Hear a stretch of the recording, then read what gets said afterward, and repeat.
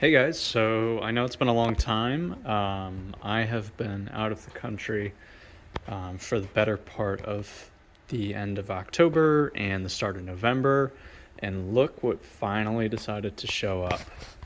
We have, I wish I could show you, but you'll see soon enough. We have two beautiful brake conversion kits from Classic Performance Parts out in California. Thank you to them for getting those out to us. Not exactly quickly, but I know there's a shortage of just about everything right now, so they're here now. We're going to be doing some conversions here very quickly. Hopefully, I don't think we'll be able to get the truck done today, but we're going to take a drive down to the garage and we will hopefully at least get it started. Quick update. So we have one of our hubs and brakes assembled. Required a little bit of tweaking, a little bit of improv, but the kit doesn't come with the hub. This is a hub off of a 56 6-lug. You've got your new lugs, brakes, bought a bearing kit for it as well. Comes with all the instructions that you need. So today we're going to be working on turning this into this.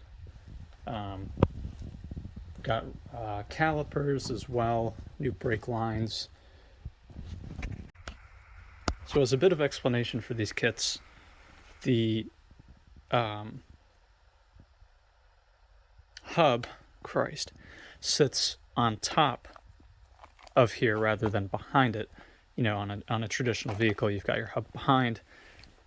And then the rotor goes on top of the hub. But so this hub, this will go on top. That flat disc will sit on top of here, rather like this. That disc will sit on top.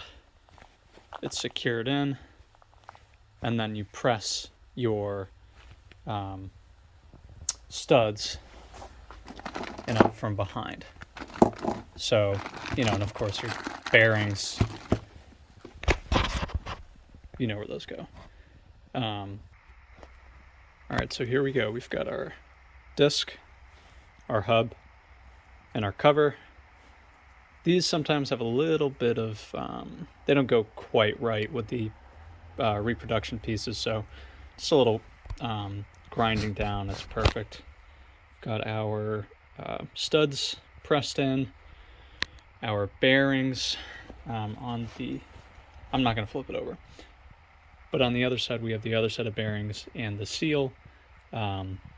Grease, please, if you're doing this, don't forget to grease it.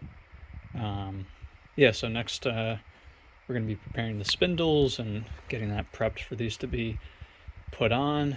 We have our calipers and our master cylinder as well, but those will come later today. I think the most we're going to be able to do is get them at least test fitted, make sure everything goes where it's meant to be. So to prep the spindles, we've been repairing the threads, hitting this with 220, just getting them nice and smooth so that when we go to put the new hubs on, everything goes on nice. These threads are almost 70 years old. They're really they could be in better shape, but you make the best of what you've got, and that's what we're doing. So getting it all ready to go. Okay, so we have one side fully assembled. So of course, you have a steering linkage down below, bar runs to the other side. There is a longer bolt which will go here, a medium bolt which will go here, and two shorter bolts that will go here. So this kind of brass colored bracket. There's 2 of them that come in the kit. They do have a designated side. You can look and see it kind of juts outwards.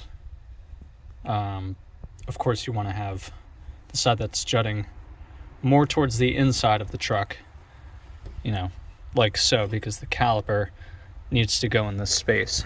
So, you know, we have our cover here. Of course, there's the crown and the carter pin, keeping everything nice and tight. Our brake line is going to run from here. This is our old brake line. This is going to be gone for obvious reasons. That'll be gone. We're going to get the new brake lines in there. We've only got one side installed, but you know, this side is ready to go. We've just got to get the bracket installed, get all the other odds and ends taken care of, and pretty soon it'll be looking like this. I probably won't show you guys putting the other side on. I mean, it's pretty much all the same. As always, if you have any questions, let me know. Leave a comment, send me an email, call your mom, drink plenty of water, and I'll catch you guys in the next one.